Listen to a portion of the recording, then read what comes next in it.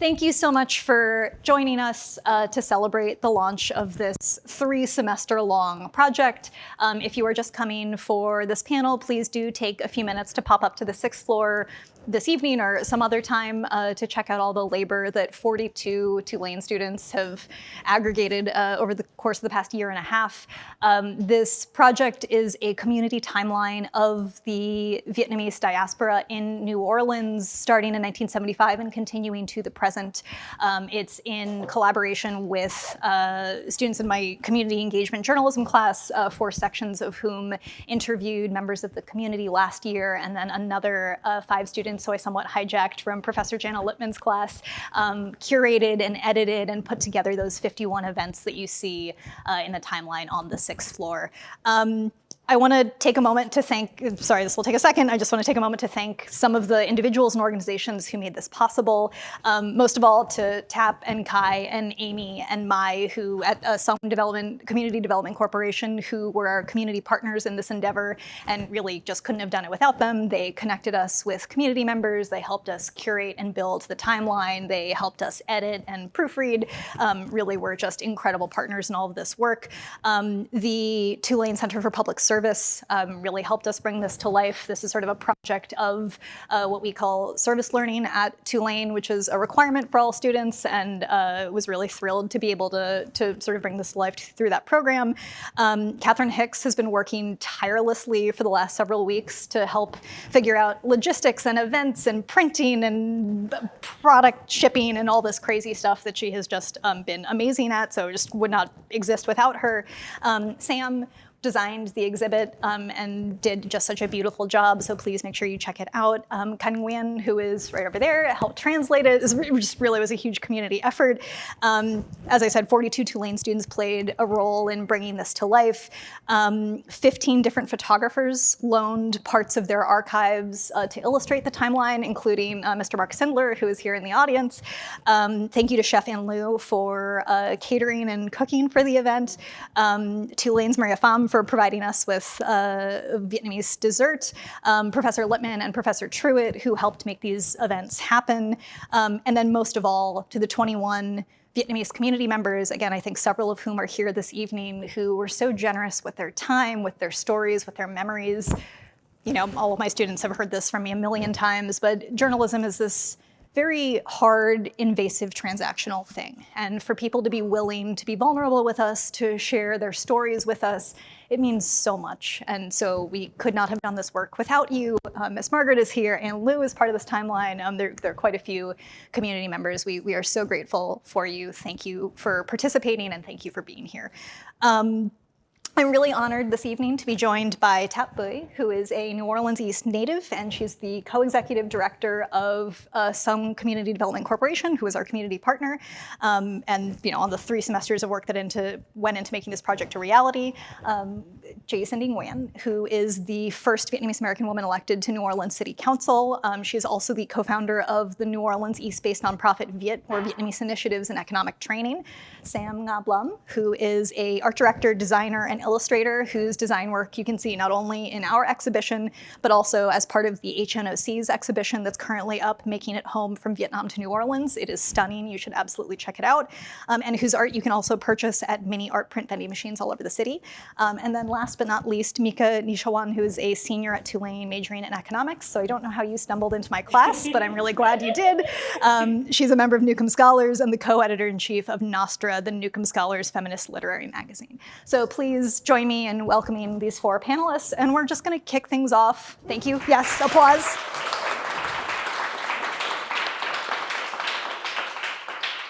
And we're just going to kick things off and have a really casual conversation around the work that, again, has been very community-centered. And I think, first of all, Tap, as our partner in this work, I want to ask you, we've had so many conversations over the course of this project about ownership and storytelling and outsiders coming in. I know that's a thing, we've talked about in the context of books and films and so many other things. We really wouldn't have been able to do this without you connecting us and sort of acting as liaison in many ways in this community. What are some of the most important things that you want outsiders to know and think about when they come into your community as journalists, as storytellers? Yeah, for sure. Thank you all for having me, and then thank you for involving us in this project. It was truly amazing to see the intentionality that you put into it. So at Sông Community Development Corporation, we are big supporters of community-driven narratives and work that's driven by the community, because oftentimes we get a lot of requests of like interviews, being written in articles, books written about us, but there's never that communication that goes back to the community. Like there's never any follow-up, right? So for us being involved in this project, it was just like, okay, great, you're gonna come and do interviews. We've done this in the past, but how are you gonna show up and show out for communities? And so when Daniella said like, we wanna do this timeline, but we also wanna give you a copy of it, it was just like, yes, this is what intentionality looks like. Giving back ownership that, you know, these narratives are really owned by the community. They're stories of resilience that we hear all the time, right? But it's a story of resilience that's oftentimes placed on us. It is not coming directly from communities in a lot of ways. And so for us to be able to tell the story, but also own it and see it and be able to read it, so thank you, Ken, like to see themselves in a way that can really showcase their power and their collective voice. And so at Sông CDC, that's what we're really mindful of. Like, if there's a true partnership, that's what it should look like in journalism, or, you know, because oftentimes it could be really extractive and, dare I say, like exploitive. And so to be able to give back in a way that makes sense and that's accessible to our communities is what we want to stay at the forefront. Amazing, thank you.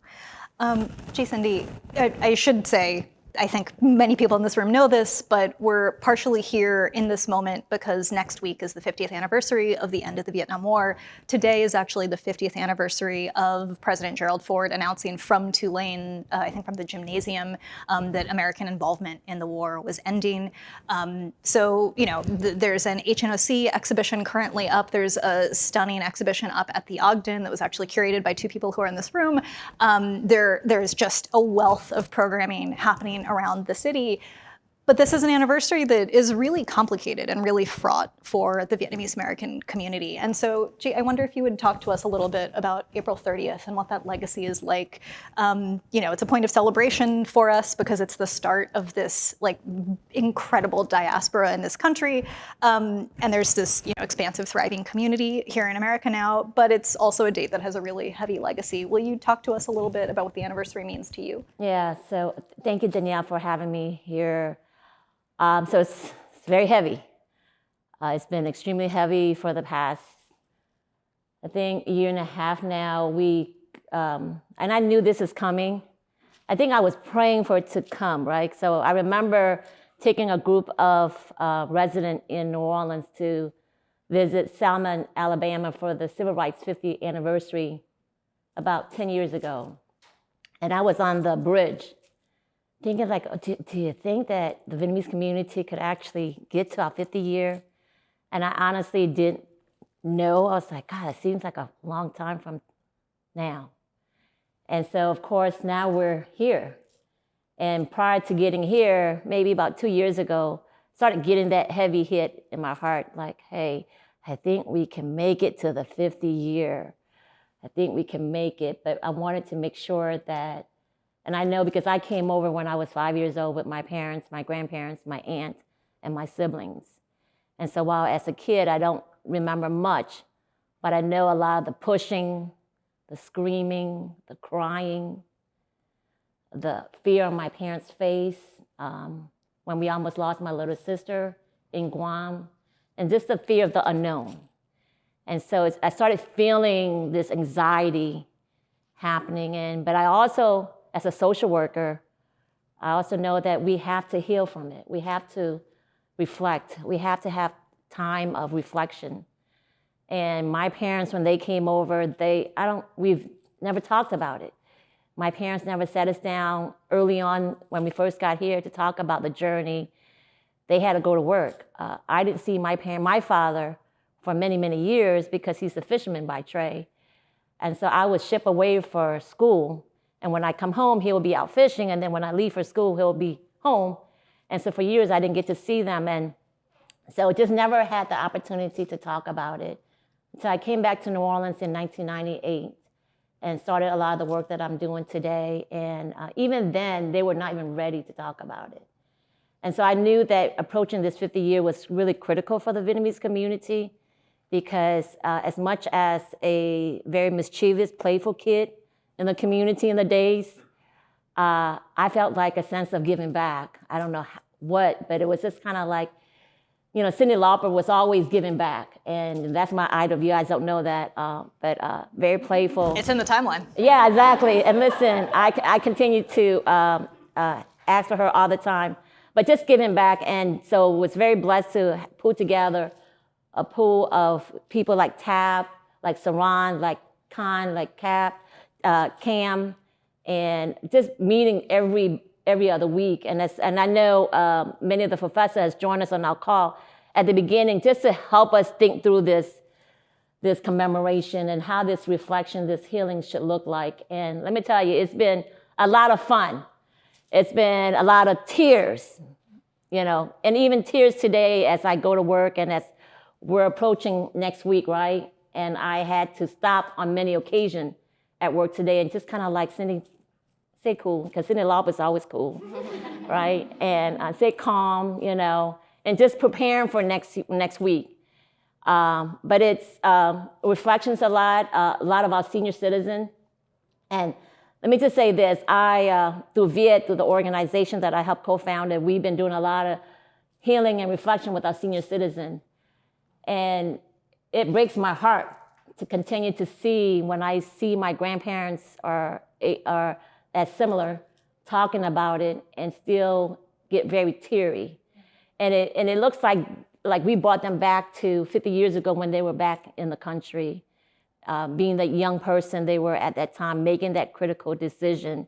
And as I continue to look at my father, now my father is in his late 70s, very weak, fragile, you know, lost all his teeth. He has denture in and just gray hair.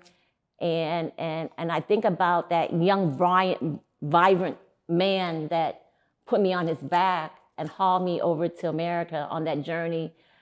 You know, you can't be grateful. You know, it's overwhelming.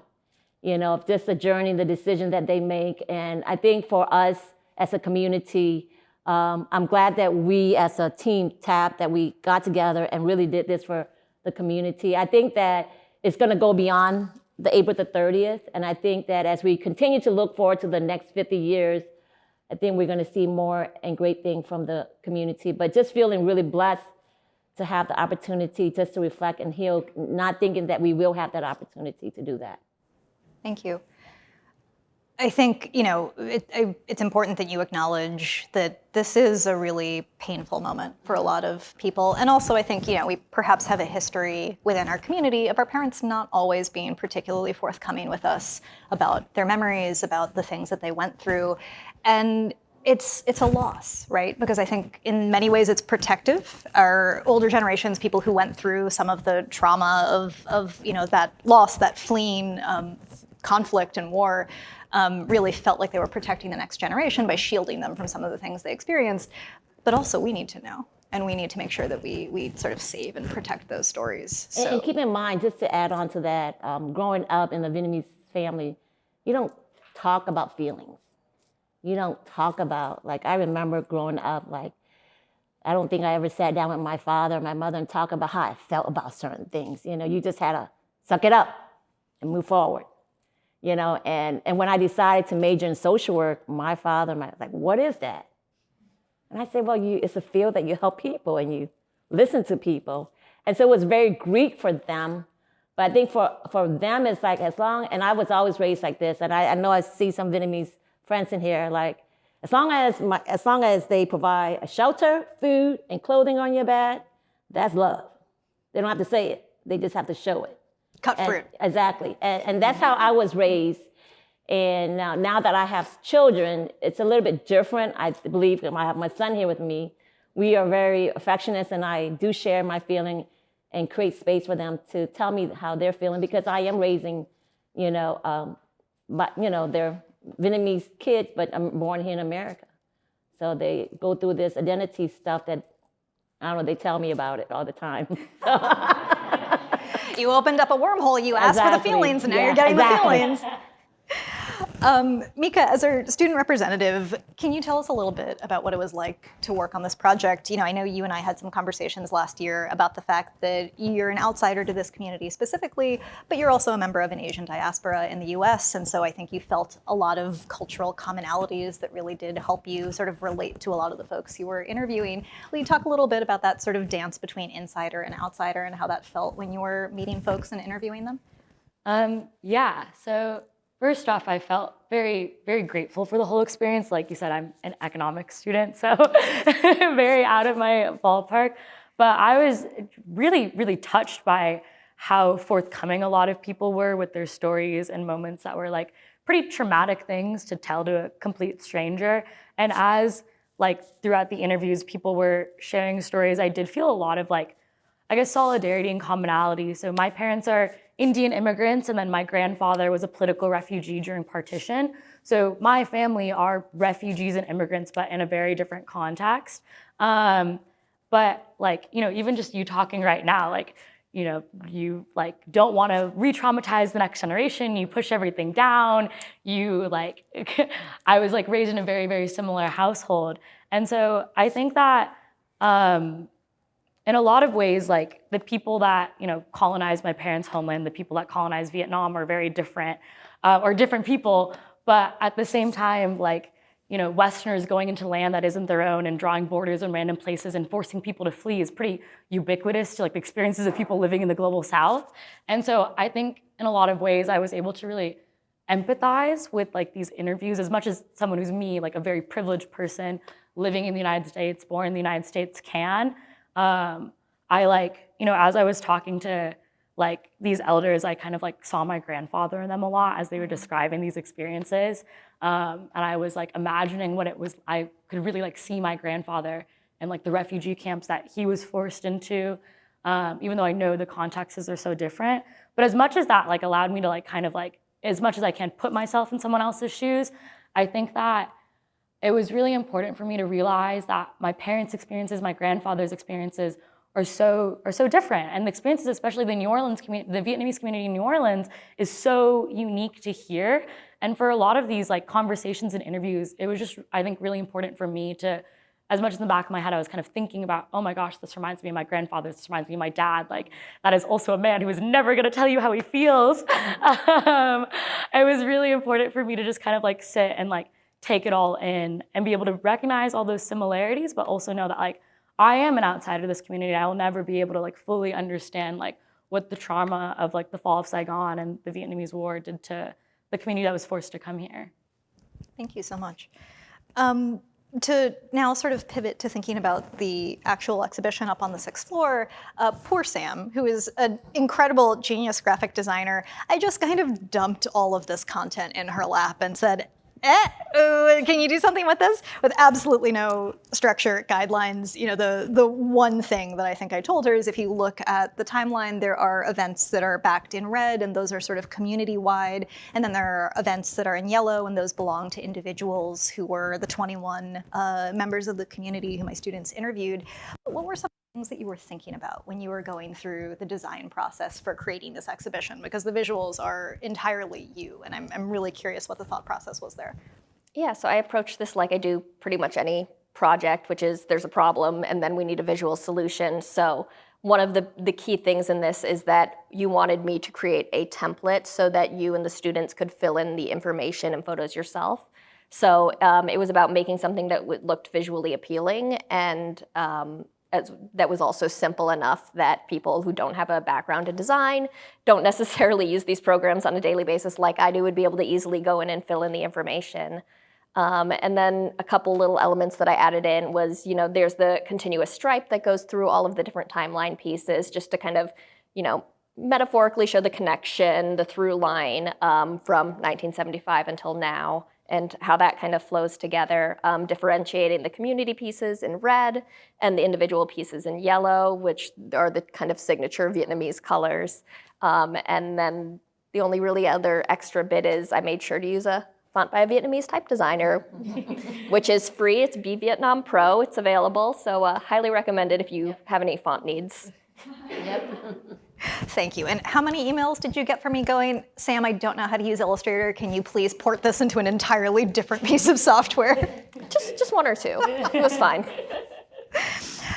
So this is maybe more for Tap and Cyndi, but if in 25 years we're coming up on the 75th anniversary of the fall of Saigon, and we're sort of rethinking what that exhibition upstairs looks like, what are your hopes for new events, new things that we'll need to add to the timeline? More people who look like us in government that make decisions. And I was going to say, Tab is actually going to probably be leading that project because hopefully I'll be here in 25 years from now. Yeah, so I'll be 75. Shucks, y'all. Yeah. Her birthday's next week, by the way. Yeah. I'll be 55 next week. Yeah. But yeah, I think we need more folks who look like us in the media, whether that be those in elected officials, those writing the actual articles, those reporting on it. So I want to say, overall, more VIETs in the creative space and breaking out of the traditional mode of being a doctor, lawyer, or engineer that our parents expect. So shout out to the VIET crew that are in the room right now, that are in the creative spaces. So in 25 years' time, that's what I really would love to see, more people who look like us in positions of power. What I also hope for a community as a whole, though, is to be really thinking strategically around cultural preservation and identity. Just because we know that Chinatowns across the US, for example, are disappearing. So I think for us to be a newly quote unquote like AAPI immigrant communities, this is our time to really look at how culture and place tie together and hold meaning and value for the communities that were built around it. So being represented in media, being represented in timeline exhibits, being able to hold our stories so that we can tie it to our place is something that we need to think strategically now because, in 25 years' time, based on who's in elected or in power, our communities could very well disappear. And I think to add on to Tab, from a more perspective of family side perspective, I would love to see more of a very mixed family. So in the days, we were not allowed to date anybody outside of our culture. I remember dating a Pakistani guy, and it was a no-no. And so, but I see a lot of our young people are meeting other people from other culture. And so I think my family is a good example. So my oldest daughter is married to an Asian guy, but my second oldest is married to an African-American guy. But my youngest daughter is dating a white guy. So I would have the whole entire country at home. But just allowing our kids to be really to blend in with other culture. As I stated, before, it was you can't bring anybody from outside the nationality, particularly for my family. I don't know about Tap and other people, but it was not, I think for my parents, it's they were not accustomed to it. They were not familiar. I think once we started bringing our friends home and they interact, they realize that everybody goes through the same struggle as well. And so I would love to see the community more diverse in reference to that, yeah. I think the bigger hurdle is the religion piece now. Exactly. I think they're not the religion. They're kind of getting Stephen got married to Alexis, and typically, if you marry somebody that's not Catholic, you have to get what they do. You got to be Catholic in order to marry. Converted. Converted. Yes. I couldn't remember the name of it. But when Alexis married Stephen, we did not. My parents are still living, and they did not mandate it. I was surprised that Stephen had to be converted. So yeah, so religion is also another factor as well. Sam and I are living proof that it is happening, but I think this is a question for all of you. What do you hope people will take away from this timeline, from this exhibition? You guys want to start that in? When I first was in the community engagement journalism class, I'm very embarrassed about how little I knew about the Vietnamese community in New Orleans. It was just ridiculous. And like I said, I'm very grateful that I got to hear these people's stories, and I learned so much about the city that I live in. And so I really, really hope that more Tulane students are not known for their ability to leave the 1 mile out of Uptown. So I really hope this inspires like more students like me especially to learn more about the community that they live in, and especially this group that's so integral to the city that we live in, but is not very, hasn't really got its like, I don't know, time in the spotlight, I guess, yet. Yeah, I hope people see the importance and impact of the Vietnamese community here in New Orleans and continue to give the community the same attention that they've been given this year in years that we don't necessarily have a landmark event to celebrate. Thank you. And just to add on, and I hope that you could walk away that we're just like everybody. You know, at the end of the day, we go home, we pay bills, you know, feed the kids, feed the dogs, just normal families that are just trying to survive every day. And that we want to contribute to society. We want to be a contributing citizen, and we're going to continue to contribute to America, and particularly to New Orleans. I hope that people use this as a starting point to have conversations at home, to unpack the generational trauma that a lot of our young people do feel. As you all know, like we're not a stranger to suicide attempts in the Vietnamese community. So one attempt is one too many. Yep. So that all stems from the generational trauma of forced migration, right? So I hope that this is a starting point of conversations for a lot of families, and that we can continue to add to the timeline because more things will come up. So. That was a perfect segue. I could not have asked for a better introduction. I just wanted to share. So we have the timeline exhibition on the 6th floor. We also have a timeline exhibition that these 4 students installed on Monday in Sông CDC's office. And for the Sông CDC exhibition, we're going to have this panel up that I also need to ask kind to translate into Vietnamese. That's going to say, what events do you think are missing from this timeline? And we're going to put up a bunch of empty frames that have pieces of paper inside them for community members who stop by the office to then be able to write down and say, hey, you forgot about when my daughter graduated from college, or you forgot about when this really important business opened, or I've already had multiple people tonight be like, you forgot this thing, like we got to add this. So, obviously storytelling and journalism, it's very much predicated on who that person is and what their experience is and what they see, right? And so we want to make sure that we aren't the sole deciders, gatekeepers, ones making decisions. So we're going to add this so that it can truly be a collaborative community event. With that, I would love to open it up to questions from the audience. If folks would like to ask our esteemed panel anything about this process, about the community, about the anniversary. We have a microphone that we can pass around. Otherwise, I can continue grilling them.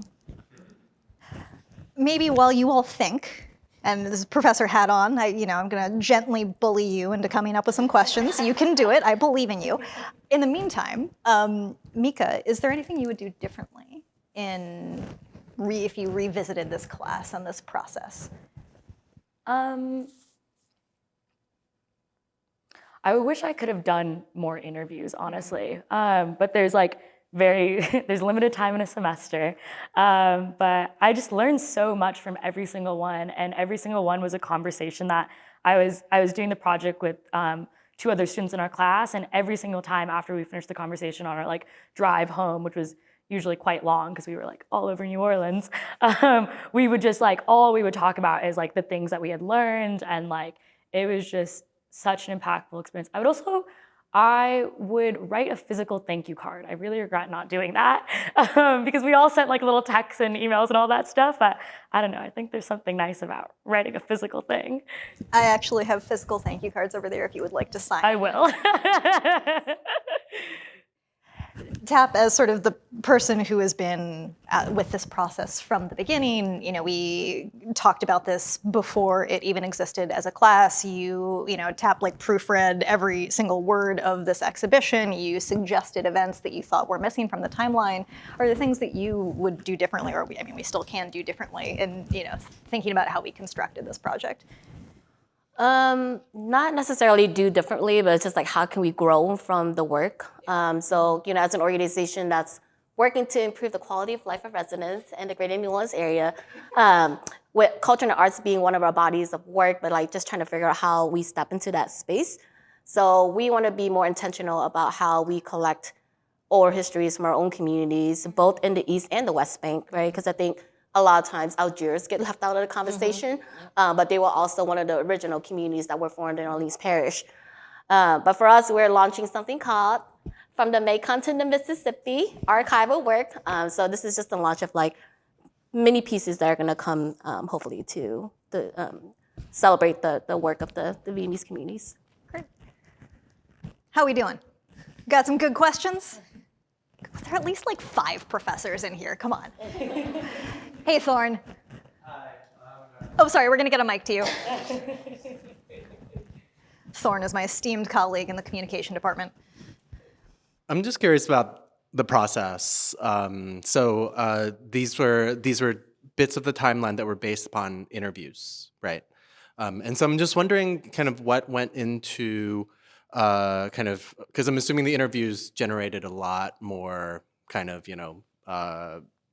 just recollection, right, than the timeline itself affords, right? And so what went into kind of thinking about, what parts of those interviews get mentioned in the timeline, and what are you going to do with kind of all of that, undercurrent or like the archive of what people said, right? Excellent question. Thank you so much for that. A couple answers to that. One, maybe I will throw this to my 4 students here who were the ones responsible for actually going into those interviews and deciding which quotations were going to be pulled out, what snippets we were going to include. But something that we thought about a lot kind of from the beginning is, the Vietnamese community, there's a lot of journalistic documentation of their arrival in the United States in 1975. There was a lot of press and documentaries and photography about the Vietnamese community in the aftermath of Katrina because they were the first community to return to New Orleans. But there was this pretty huge journalistic narrative gap from 1975 to 2005. And so for us, it was really important to think about how can we fill in literally that timeline and think about all of the cultural institutions, the religious institutions, the culinary institutions. And also, those red events are bigger things that are significant to everyone in the community. But some of the yellow ones are, this person bought their first house in Metairie, and this person opened their business, and they're maybe only significant to that person's small ecosystem and family, but they're still significant. And so we wanted to curate things that were sort of at every range of scale, of industry, of interest, to make it feel like it was this holistic thing and not just about, the top level stuff that's most likely to make it into the Times-Picayune or national press. But are any of you guys interested in speaking to, your curation and the decisions that you made? Thanks, Sam. So the way that we started it off is that since the 5 of us, we did not have, since we weren't the original interviewees, we weren't the people doing the interviews, so we had the raw data of all the interviewers, or all the conversations with the community members, and so we kind of decided on what we wanted in the timeline based on kind of a few different forms of criteria, but mainly a really big chunk was recurrent events, especially within that time frame that we mentioned earlier that wasn't, in the global news. So we really focused on, say, this business opened and was really important to almost everyone. That was something that we knew was definitely going to stay in the timeline. Obviously, stuff like Katrina and other national big events. But it was really just trying to find those points in the community members' experiences and recollection of the community at these times that we found were really important to the overall explanation of how has this community arrived in this area, and also how has it grown since they got there. And that was our selection process in getting it through, and I'm glad it paid off. So Great, thank you so much. Other questions?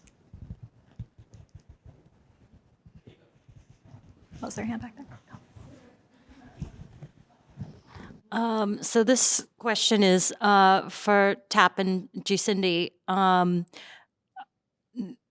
As you said, a lot of the older generation has not been very forthcoming about their experiences. And there is also another kind of, loss or trauma that I feel that we experience, which is a loss of a way to communicate together between those 2 generations. I can only speak for myself, but I know I'm not alone in that my Vietnamese is like that of a second grader. And I'm curious as to what you think is a great way to kind of heal that divide between generations, because it can be really difficult, not just to get this, extract the oral histories, but to even ask the questions. Yeah. So at VIET, which is the nonprofit organization that I co-founded in 2001, and I created it just a mirror of just bringing community together. I was very fortunate to go to school many different places. And then when I came back to New Orleans, I saw the Vietnamese community still very isolated, right? And then my American friends was like, "Hey, Cindy, how do I get to the village?" I say, "You drive off of Michoud, on the dryer." And then I was like, "Oh, why do you ask me those type of questions?" I said, "We don't have a gate. You don't need a key to get in." And so it got me thinking, like, so how people would perceive the Vietnamese community being so isolated. And so that's why I created VIET, and I honestly had no idea what I was doing. I was like, well, let me just do something and bring community together. And nonprofit at that time was just starting, and my father was like, "Why would you want to start a business and make no money?" And I said, "Very good point," you know? But it was more, and I had to explain to him, like, it's more like a social calling, bringing community together, and he still couldn't get it. And so I was like, hey, and if you idolize Cindy Lauper, you just go with it. You just didn't worry about what people were saying. You're gonna do your thing, and I did it. And then through VIET, what we have learned, and so I lost my grandparents right after Katrina. I came home because of them, and I didn't get to spend a lot of time with them because I was away for many, many years. And then as I'm missing them, I decided to have our senior program there. And then after a few years, we realized that it was a space for them, that they can be comfortable. They are hard to deal with. I think I told Skylar, Chantel, that, hey, tomorrow my group is coming to the Northern Historic Collection, and I see Selena is here, and I also told Selena, I said, listen, do not judge me if they act up tomorrow. We're bringing 50 seniors to the museum tomorrow. But it was stuff like that really allowed them to communicate. And I still speak Vietnamese. I speak well Vietnamese when I am into it. When I'm not feeling it, I speak like a second grader. Yeah, but when I'm in front of my seniors, I can speak Vietnamese and really communicate and use terminology that I've been surprised with myself in my dialect. But space like that has really helped them, and then let them know, like, hey, thank you so much for coming over. You guys did your part. And I think, and as I'm sitting here, Danielle, I'm thinking, like, man, I'm so happy TAP is around. It's got some young people, new blood coming up, because I'm tired. I'm like exhausted, right? And I see Christian here, and I see all these vibrant young people that's going to continue the work. It's a huge relief for me. But creating that space for them and just allowing them to be them. And so every Tuesday I would visit the program. And because we went through kind of transition with staff, and so I'm trying to recruit, have young leaders at VIET, because I feel like we got to have change in leadership. But then when you have young leaders, you don't have that dialect, that language skill. And so I have to fit in. So every Tuesday I would come by the senior program and communicate with them. And we would talk about their journey. And we would play bingo, just like every senior, they love play bingo, And in between bingos, as soon as somebody wins something, I could interject and kind of like break down that conversation, like, hey, like when did you guys bought your home when you first came to America? And just kind of start up that conversation. And it really allows them to really open up. And we hope that we're definitely going to continue to do that. But then also taking them out of the village, right? Let them see that there's other stuff going on outside the village, like the botanical garden at City Park, like the museum. They're just so excited about tomorrow. I hope they behave, Selena. I really hope that they behave. Like listen, they are going to touch everything. You might have to whack.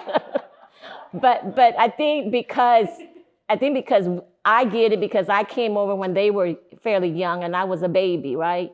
And seeing them old. I don't know if you guys, but you know how you see somebody when they were fairly young, and now they're older, you just value them tremendously. And just like, whatever I can do, let me know. As long as you don't ask me to jump off a bridge, I'm good, you know. But I am really grateful for them, honestly, because I struggled approaching this year tremendously as an adult now. And because of them and their presence in my life and just being at the program, they have, you know, like really helped me let go of some of my anger. You know, like, why was I starving? I was 5 years old coming over to America. Why did I, you know, have to leave my country? I was okay playing in Vietnam, you know. It was a lot of questions, but my, you know, through their mentorships and this dialogue with them during the senior program, it has really helped me tremendously. But then I think that we also owe it to them to continue to create that space so they could feel very viable in our community, because we definitely don't want to lose the wisdom. Yeah.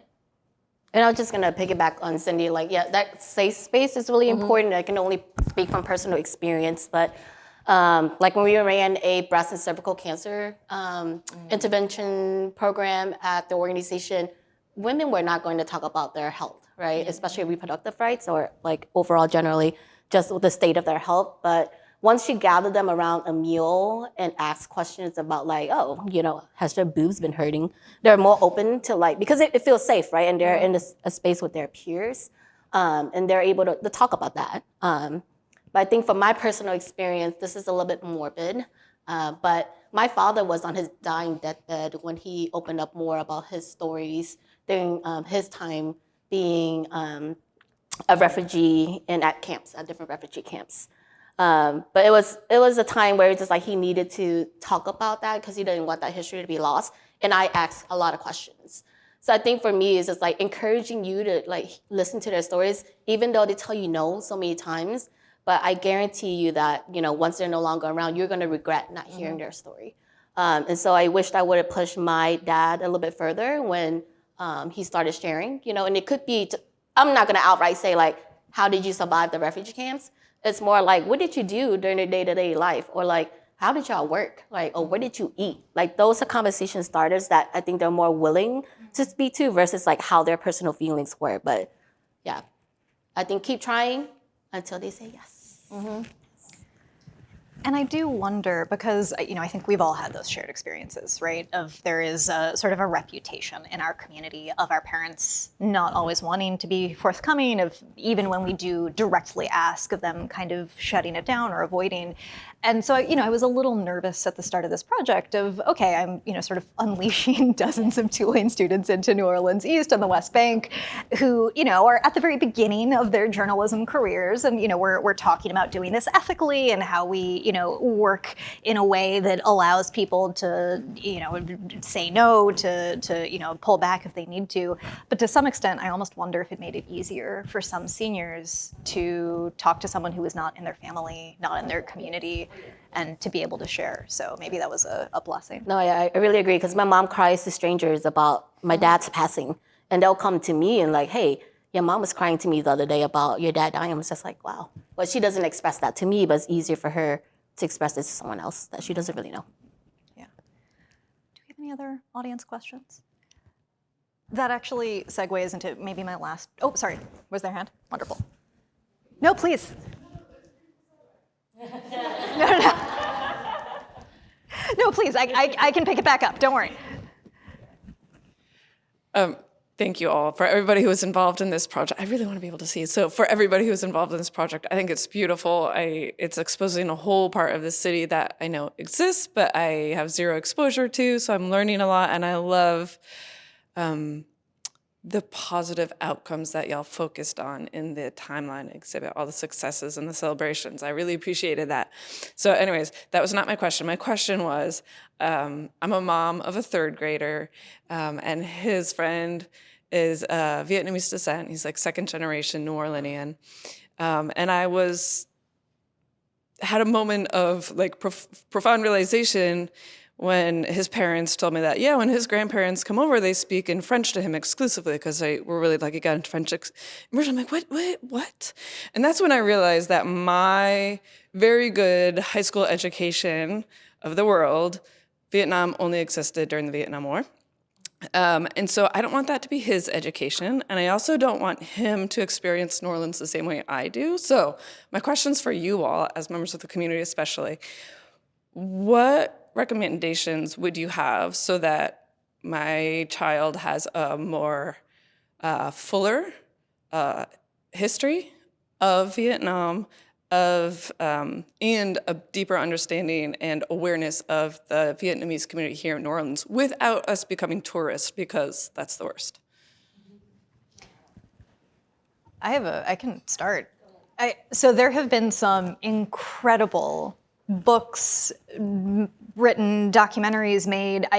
She's no longer here, but she was here at the beginning of the exhibition. But E.M. Tran, Lizzie Tran, wrote this incredible book called Daughters of the New Year that is deeply rooted in the New Orleans Vietnamese experience.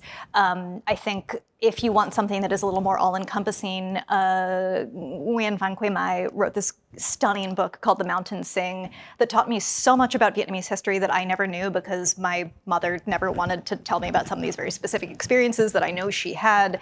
Viet Thanh Nguyen's novels in a very different way, I think, inform a lot about the complications of identity between the North and the South.